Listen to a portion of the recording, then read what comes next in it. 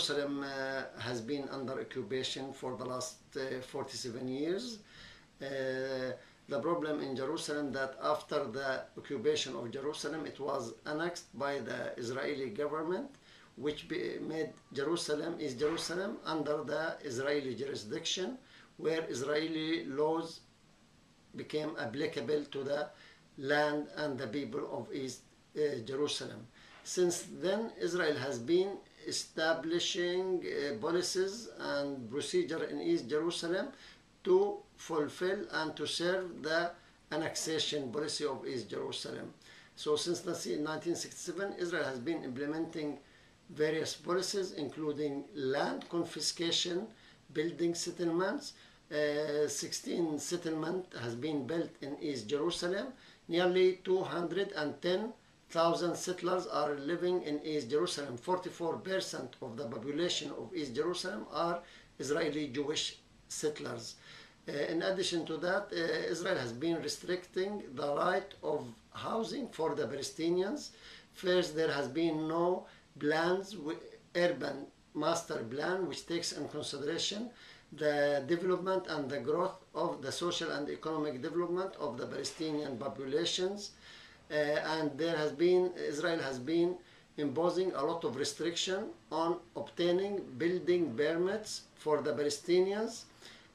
It has been very complicated and very difficult to get a building permit, and because of that, Palestine has been building without a permission, without getting a permit from the Israeli municipality, Jerusalem municipality.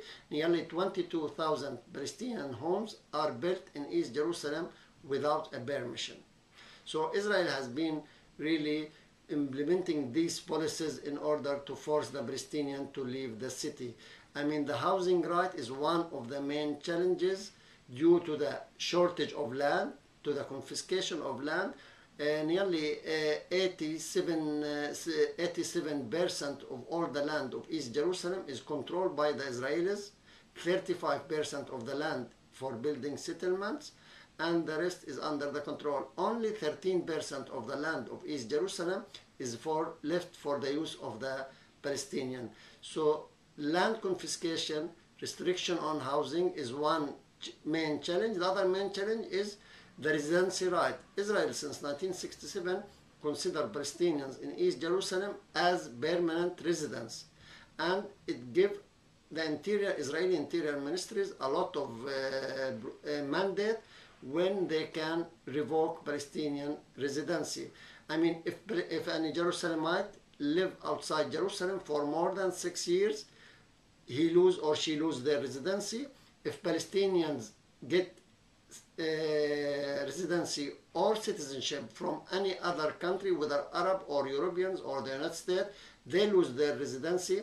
And in 1993, they established what they call it the Center of Life policy, which each Palestinian in East Jerusalem, he or she, they have to prove that they live in Jerusalem and they work in Jerusalem. If they live even outside the border of the Israeli municipality border, like in Ramallah or Bethlehem, they lose their residency because their center of life is not in Jerusalem. So this residency policy by the Israelis have been affecting and created fragmentation on the Palestinian families. Many Palestinian families, the father live outside Jerusalem, the wife or the mother live inside with the children, because usually residency is not automatically transferred for the spouse. Like if a woman from Jerusalem married to a man from any other city of the West Bank or any Arab country or Europe, they need a complicated process, which we call it family unifications, that they have to apply for their spouse in order to become residents with them, to live with them in their homes. And this is a very complicated issue, and it's very difficult to get family unification for your spouse. And because of that, many families are really fragmented. Part of the family live in East Jerusalem and part of the family live outside East Jerusalem. And the children and the mother, they have to go during the weekend to stay with the father in order to see the father and then come back.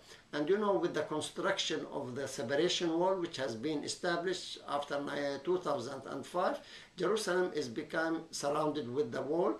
Palestinians only can get in and out through 4 entrances or through gates, and anybody from outside Jerusalem, he or she has to get a permission from the Israeli military administration to get into Jerusalem.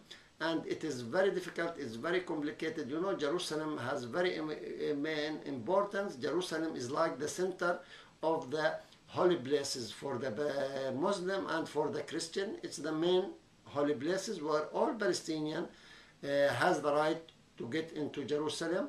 But Israel is imposing a lot of restriction through the military checkpoint, through the wall, through the military permissions for Palestinians in order to get access to Jerusalem.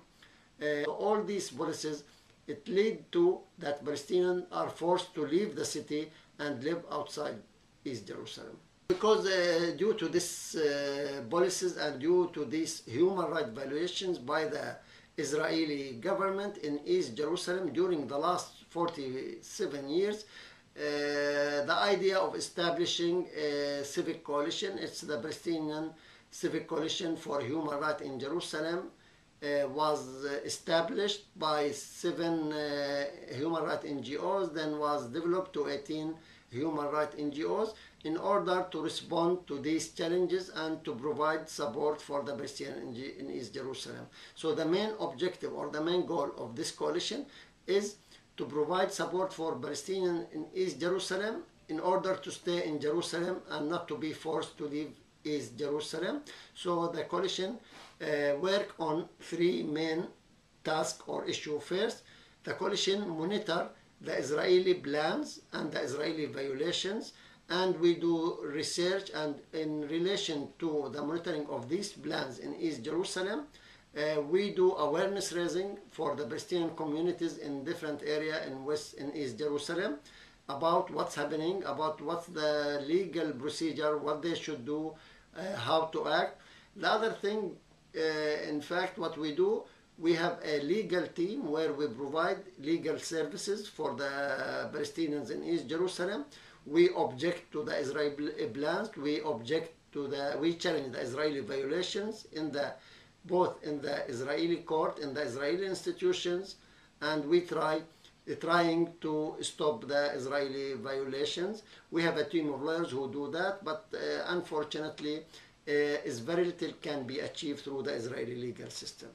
So most of what we do through the Israeli legal system, we try to postpone, we try to buy time. We try to buy time instead of demolishing the house in 6 months or 1 year, we make it 2 years, 3 years.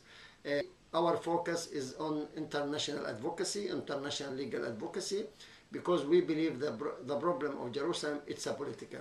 The problem of Jerusalem is not an issue of opening a school or a clinic, it's an issue of annexation. Israel annexed Jerusalem in 1967.